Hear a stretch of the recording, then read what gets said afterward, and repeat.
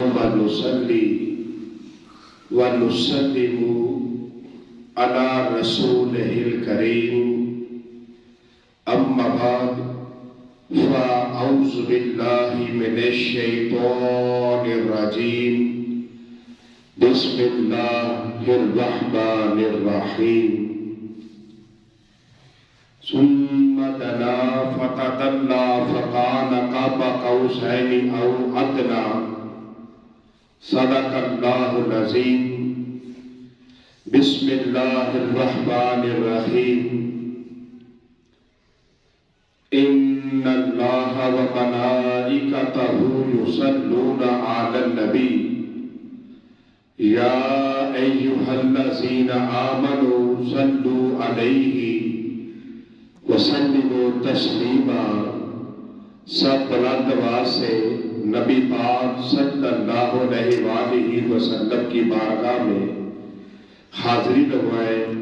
الصلاۃ والسلام علیک یا سیدی یا رسول اللہ، الصلاۃ والسلام علیک یا سیدی یا حبیب اللہ، الصلاۃ والسلام علیک یا سیدی یا رسول اللہ، الصلاۃ والسلام علیک یا سیدی یا حبیب اللہ، الصلاۃ والسلام علیک یا سیدی یا نبی اللہ وعلی آلک وصحابک یا سیدی یا نور اللہ۔ تمام تعریف و توصیف اللہ تبارک و تعالیٰ کے لیے ہے، جس نے اپنے بندوں کی رہنمائی کے لیے اپنے انبیاء کو مبعوث فرمایا اور اپنی کتابوں کا نزول فرمایا، کتابیں عطا فرمائی۔ جو بڑا مہربان، نہایت رحم کرنے والا اور اپنے بندوں کو عروج عطا کرنے والا رب ہے۔ رحمت کاملہ حضرت محمد مصطفیٰ صلی اللہ علیہ وآلہ وسلم پر، جو وجہ کائنات، شافی روز شمار، جو بے بسوں کے بس، جو بے کسوں کے کس، جن کا ذکر بے چین دل کا چین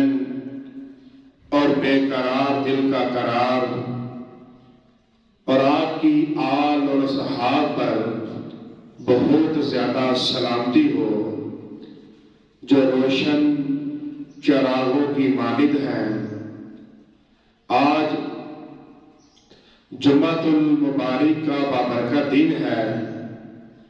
اللہ تبارک و تعالیٰ کی بارگاہ میں دعا ہے کہ آج کے دن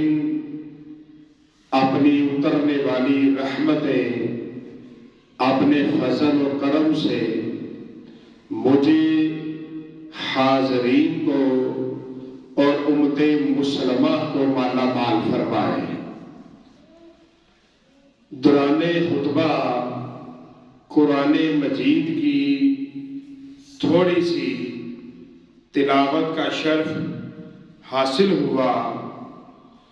جس میں اللہ تبارک و تعالیٰ نے فرمایا ثم دنا فتدلی فکان قاب قوسین او ادنی، پھر وہ جلوہ نزدیک ہوا، پھر خوب اتر آیا، تو اس جلوے اور اس محبوب میں 2 ہاتھ کا فاصلہ رہا، بلکہ اس سے بھی کم۔ اب وحی فرمائی اپنے بندے کو، جو وحی فرمائی۔ آج کا دن کتنا مبارک دن ہے کہ مدتوں کے بعد مسجد اقصیٰ میں انبیاء کرام رسولان عظام علیہم السلام کا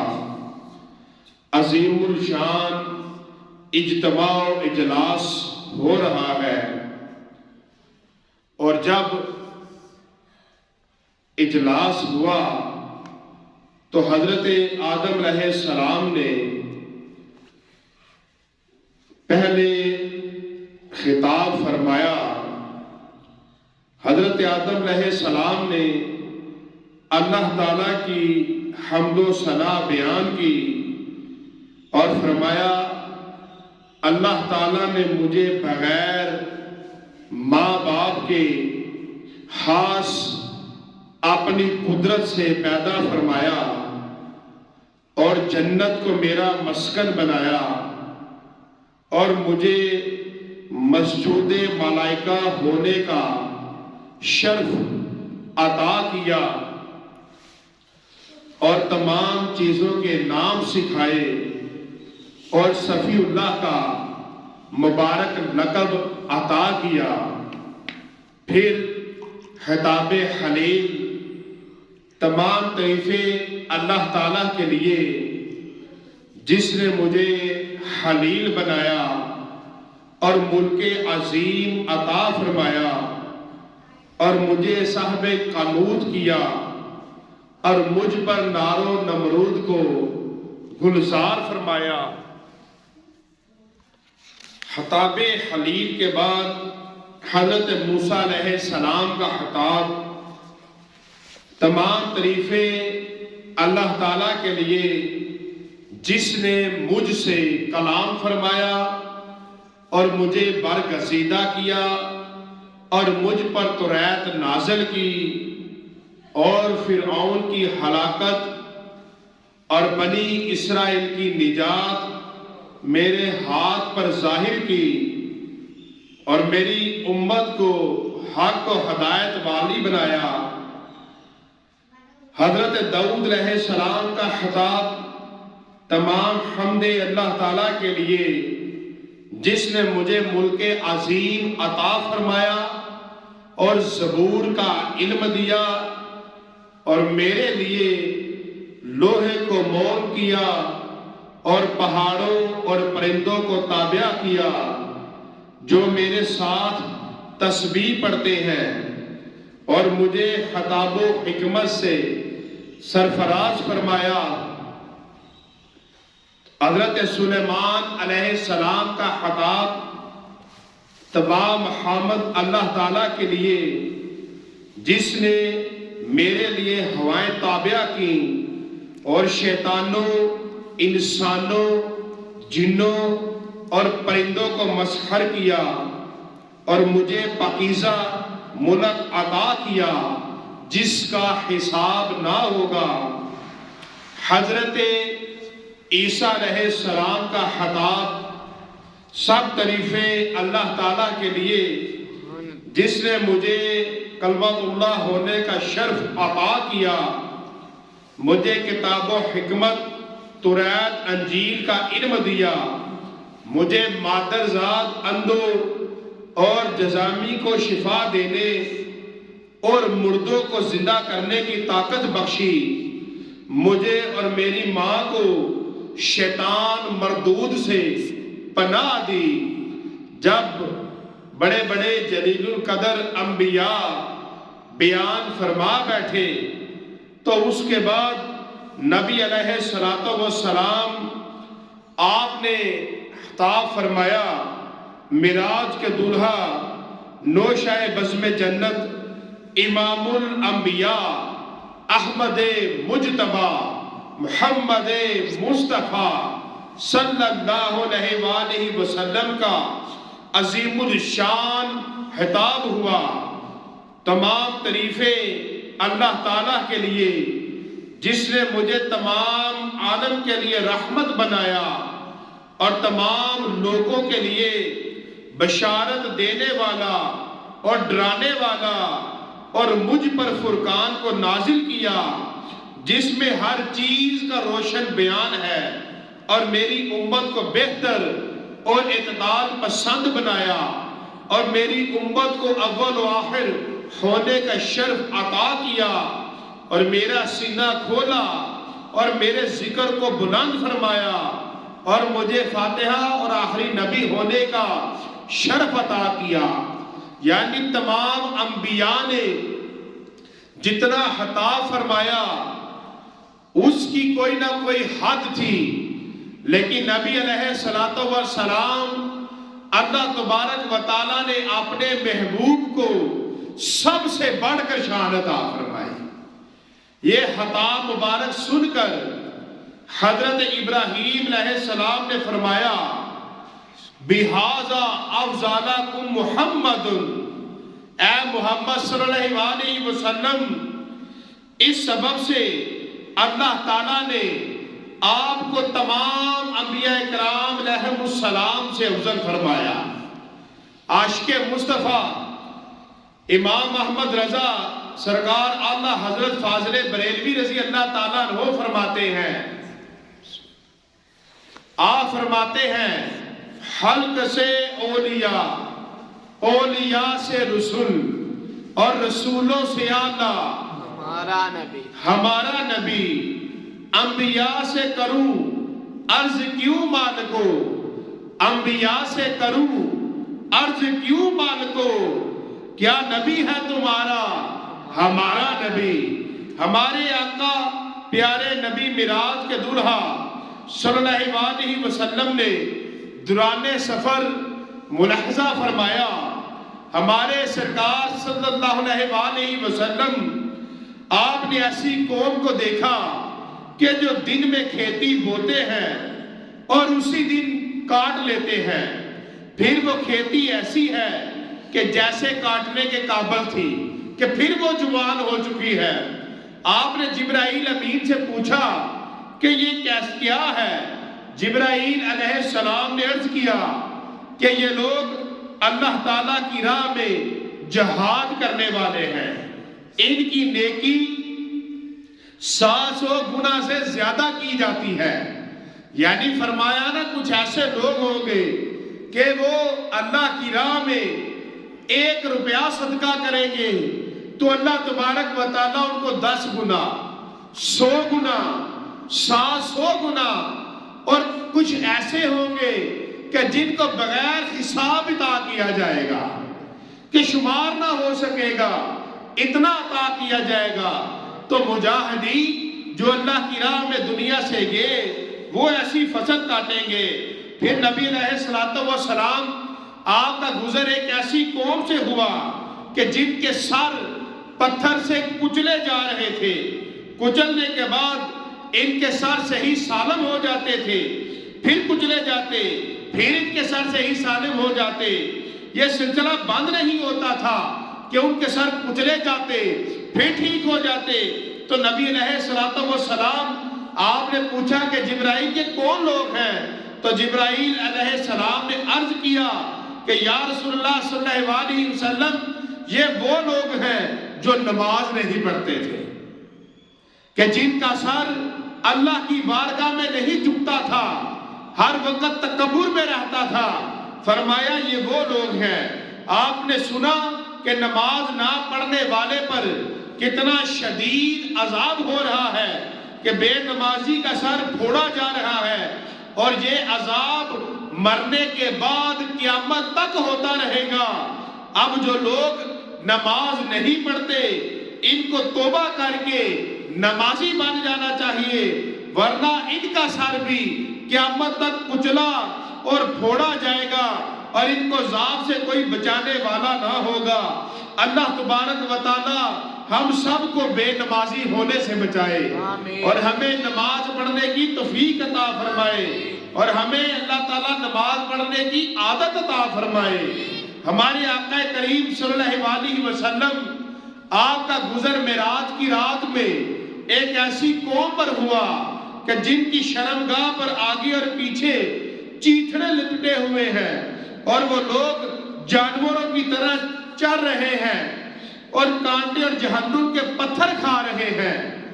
تو حضرت جبرائیل علیہ السلام نے عرض کیا یہ وہ لوگ ہیں جو اپنے مال کی زکات ادا نہیں کرتے تھے، اس لیے اللہ تعالیٰ نے ان پر یہ عذاب مسلط فرمایا۔ خوب غور سے سن لے کہ زکات نہ دینے والے پر کیسا عذاب اس کو ملے گا اور کیسے عذاب میں وہ مبتلا ہو جائے گا۔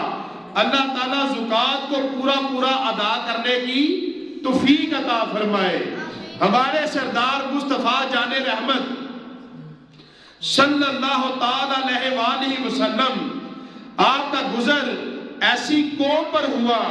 جن کے سامنے پاک اور حلال گوشت رکھا ہوا ہے اور ایک ہانڈی میں کچا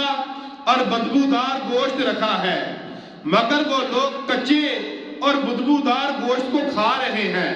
پاک اور حلال گوشت نہیں کھاتے ہیں۔ حضرت جبرائیل علیہ السلام نے عرض کیا،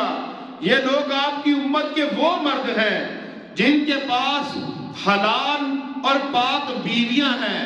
مگر یہ لوگ خبیث اور گندی عورتوں کے پاس رات گزارتے ہیں۔ اسی طرح وہ عورتیں ہیں کہ جن کے پاس پاک اور حلال شوہر ہیں، مگر یہ عورتیں ناپاک مردوں کے پاس رات گزارتی ہیں۔ تو ان کا حال بھی بتا دیا، اور ایک دن مرنا ہے اور جو کچھ کیا ہے ہمیں اس کا عذاب یا ثواب ہمارے سامنے ہوگا۔ زنا کرنا یعنی غیر عورت سے ملنا اور اس کے پاس رات گزارنا، یہ وہ عمل بد ہے جس سے نسل میں بگاڑ پیدا ہوتا ہے اور زانی کی روزی بھی گھٹا دی جاتی ہے۔ اللہ تعالی ہم سب کو اس گناہ سے محفوظ فرمائے۔ اللہ تبارک و تعالی نے قرآن مجید میں فرمایا، ثم دنا فتدلی فکان قاب قوسین او ادنی، پھر وہ جلوہ نزدیک ہوا، پھر خوب اتر آیا، تو اس جلوے اور اس محبوب میں 2 ہاتھ کا فاصلہ رہا، بلکہ اس سے بھی کم۔ اب وحی فرمائی اپنے بندے کو جو وحی فرمائی۔ ہمارے حضور مصطفیٰ کریم صلی اللہ تعالی علیہ وآلہ وسلم کا مسجد اقصیٰ سے آسمانوں پر جانا، پھر سدرۃ المنتہا سے آگے عرش پر تشریف لے جانا، پھر اس سے آگے لامکان، اور پھر کعبہ قوسین کی اعلیٰ منزل میں جلوہ گر ہونا، اللہ تعالیٰ کا حجاب دیدار بے حجاب دیدار کرنا اور بے شمار انعام و اکرام حاصل کرنا۔ اعلیٰ حضرت فرماتے ہیں، وہی سرور کشور رسالت جو عرش پہ جلوہ گر ہوئے تھے، وہی سرور کشور رسالت جو عرش پر جلوہ گر ہوئے تھے، نئے نرالے طرب کے سما عرب کے مہمان کے لیے تھے۔ وہاں فلک پر یہاں زمین میں رچی تھی شادی، مچی تھی دھومیں، ادھر سے انوار ہنستے آتے، ادھر سے نفحات اٹھ رہے تھے۔ نبی علیہ الصلوۃ والسلام آپ کا سفر مبارک شروع ہوا، اور جب آپ سدرۃ المنتہا پر پہنچے اور سدرۃ المنتہا سے آگے جب حضرت جبرائیل علیہ السلام نے عرض کیا کہ یا رسول اللہ صلی اللہ علیہ وآلہ وسلم، میں یہاں سے آگے نہیں جا سکتا، تو نبی علیہ السلام اب جب وہاں سے چلنے لگے تو آپ کو ایک پرانی یاد ہے کہ آپ نے جبرائیل علیہ السلام سے فرمایا، اے جبرائیل، میرے جد امجد حضرت ابراہیم علیہ السلام کو نار نمرود میں ڈالا جا رہا تھا تو تم حاضر ہوئے تھے، اور میرے جد امجد حضرت ابراہیم علیہ السلام سے تم نے کہا تھا حل لکا حاجت، یعنی کیا میرے لائق کوئی خدمت ہے؟ تو میرے جد اعلیٰ نے تم کو جواب دیا تھا اما الیک فلا، مجھے تیرے ساتھ کوئی حاجت نہیں۔ فرمایا حاجت تو ہے مگر اللہ کے ساتھ ہے، اور جس کے ساتھ ہے وہ جانتا ہے، وہ میرے حال سے واقف ہے۔ حضرت ابراہیم علیہ السلام نے حضرت جبرائیل علیہ السلام سے کوئی مدد نہیں لی، مگر حضرت جبرائیل علیہ السلام نے مدد کرنے کی گزارش کی تھی تو سرکار صلی اللہ تعالی علیہ وآلہ وسلم نے فرمایا اے جبرائیل میں اپنے رب تعالیٰ کے قرب خاص میں جا رہا ہوں جہاں کوئی نبی اور رسول نہیں جا سکتا، حتیٰ کہ اے جبرائیل تو بھی نہیں جا سکتا۔ اب اگر تمہارے پاس کوئی حاجت ہے تو بتاؤ تو میں اپنے رب تعالیٰ کی بارگاہ میں پیش کر دوں گا۔ حضرت جبرائیل علیہ السلام انبیاء کرام کی خدمت میں حاضری دیتے اور ان کی حاجت پوری فرماتے، اور ہمارے سرکار صلی اللہ علیہ وسلم نے جبرائیل امین کی حاجت پوری فرمائی۔ کون دیتا ہے دینے کو منہ چاہیے، کون دیتا ہے دینے کو منہ چاہیے، دینے والا ہے سچا ہمارا نبی، دینے والا ہے سچا ہمارا نبی۔ حضرت جبرائیل امین علیہ السلام نے عرض کیا کہ یا رسول اللہ صلی اللہ علیہ وسلم میری یہ تمنا ہے کہ روز قیامت جب آپ کی امت پل صراط سے گزرنے لگے تو میں پل صراط پر اپنے نورانی پر بچھا دوں تاکہ آپ کی امت آسانی سے گزر جائے۔ اعلیٰ حضرت فرماتے ہیں پل صراط اگرچہ بہت نازک جگہ ہے، حدیث مبارکہ میں آیا کہ وہ بال سے بھی زیادہ باریک اور تلوار سے بھی زیادہ تیز ہے، اور اس کے اوپر سے گزر کر مومن جنت میں چلے جائیں گے۔ آپ فرمایا لیکن جب قیامت کے دن امت پل صراط سے گزرنے والی ہوگی تو نبی رحمت شفیع امت مصطفیٰ کریم صلی اللہ علیہ وسلم پل صراط کے پاس کھڑے ہو کر دعا فرما رہے ہوں گے، ربی سلم امتی، ربی سلم امتی، یعنی اے میرے رب تعالیٰ میری امت کو آسانی سے گزار دے۔ اور جب امت کے گزرنے کی دعا امت کے غمخوار خود سرکار صلی اللہ علیہ وسلم نے فرمائی ہے تو اب جبرائیل کو پر بچھانے کی حاجت کہاں ہے کہ جب دعا سرکار نے فرمائی پل سے اتارو راہ گزر کو خبر نہ ہو، پل سے اتارو راہ گزر کو خبر نہ ہو، جبرائیل پر بچھائے تو پر کو خبر نہ ہو۔ دو عالم کے تاجدار محبوب خدا صلی اللہ علیہ وسلم عرش پر جلوہ گر ہوئے،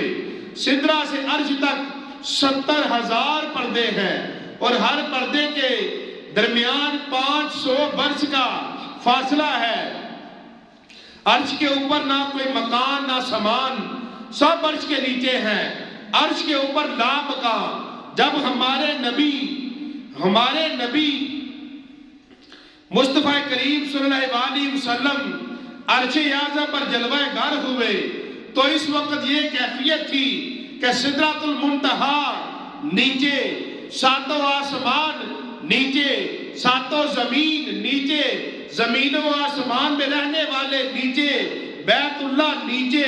بیت المقدس نیچے، فرشتوں کا کعبہ بیت المعمور نیچے، جنت نیچے، اللہ تعالیٰ کا عرش نیچے اور قدم مصطفیٰ صلی اللہ علیہ وسلم سب کے اوپر۔ سبحان اللہ، وہی لامکان کے مکی ہوئے، سر عرش تحت نشیر ہوئے، وہ نبی ہے جن کے ہے یہ مقام، وہ خدا ہے جس کا مکان نہیں۔ اب اللہ حضرت نے اس شہر کے اندر بڑی کمال بات فرمائی، بڑی سمجھا دی، فرمایا وہ جس کو ہم لامکان کہہ رہے ہیں، جہاں نبی علیہ السلام پہنچے کہ ہر چیز نیچے رہ گئی تو جہاں پر سرکار پہنچے وہ لامکان مقام سرکار کا ہے۔ اللہ کا تو لامکان، اس سے بھی فرمایا وہ ہمارے آقا کی شان ہے، وہ ہمارے آقا کریم علیہ السلام کا مقام ہے کہ اللہ تعالیٰ نے اپنے پیارے محبوب رحمت عالم صلی اللہ علیہ وسلم کو اس قدر رفعت اور بلندی بخشی کہ ساری مخلوق کو اپنے پیارے حبیب صلی اللہ تعالیٰ علیہ وسلم کے قدموں کے نیچے کر دیا اور دکھا دیا اور فرما دیا، اے میرے محبوب صلی اللہ علیہ وسلم میں نے اپنی کل کائنات کو تیرے قدموں کے نیچے کر دیا۔ اور تیرے قدموں کو ساری مخلوق کے سر کا تاج بنا دیا۔ آقا کائنات محبوب خدا مصطفیٰ کریم صلی اللہ علیہ وسلم جب عرش اعظم پر جلوہ گر ہوئے تو عرش نے ہمارے نبی کریم صلی اللہ علیہ وسلم کے دامن عظمت کو تھام لیا اور عرض کیا کہ یا رسول اللہ صلی اللہ علیہ وسلم صرف آپ کی ذات اقدس کو اللہ تعالیٰ نے اپنے جلال احدیت اور جمال عصمدیت سے آگاہ فرمایا، اور میں غم زدہ ہوں، آہیں بھرتا ہوں، مگر کوئی راہ نہیں پاتا جس سے اپنی حاجت پوری کروں، جبکہ اللہ تعالیٰ نے مجھے عازم حلق بنایا ہے اور میں ہیبت اور خوف میں مبتلا ہوں۔ یا رسول اللہ صلی اللہ علیہ وسلم جب اللہ تعالیٰ نے مجھے پیدا فرمایا تو میں اس کے خوف سے کانپنے لگا، پھر میرے پائے پر لکھا لا الہ الا اللہ، تو میری ہیبت اور گھبراہٹ اور بڑھ گئی اور میں لرزنے اور کانپنے لگا۔ پھر جب محمد الرسول اللہ صلی اللہ تعالیٰ علیہ وسلم لکھا تو مجھے سکون حاصل ہوا، اور میرا ہلنا اور کانپنا اور میری بے چینی اور گھبراہٹ ختم ہو گئی۔ آپ کا اسم مبارک میرے دل کے لیے چین اور میرے قلب کے لیے اطمینان کا سبب ثابت ہوا۔ مجھ پر آپ کے اسم گرامی کی برکت ظاہر ہوئی، اب تو بہت کچھ برکتیں حاصل ہوگی، اس لیے کہ آپ کی نظر کرم مجھ پر پڑ گئی ہے۔ آپ تو تمام عالم کے لیے رحمت والے رسول ہیں صلی اللہ علیہ وسلم، اور یقیناً